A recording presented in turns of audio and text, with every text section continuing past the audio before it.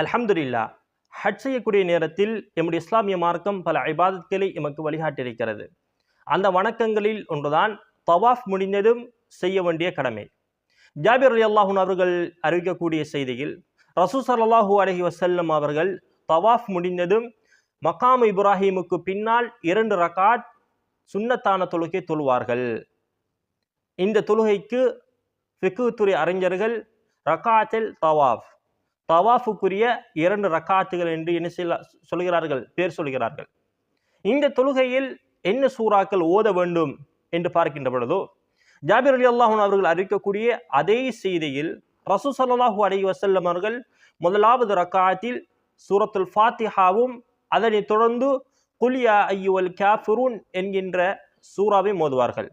இரண்டாவது ரகாத்தில் சூரத்துல் ஃபாத்திஹாவும் அதனைத் தொடர்ந்து குல் ஹுவல்லாஹு அஹத் என்கின்ற சூறாவை ஓதுவார்கள். எனவே இந்த வணக்கத்தை நாம் ஹஜ் செய்யக்கூடிய நேரத்தில் செய்வோமாக. அல்ஹம்துலில்லாஹ்.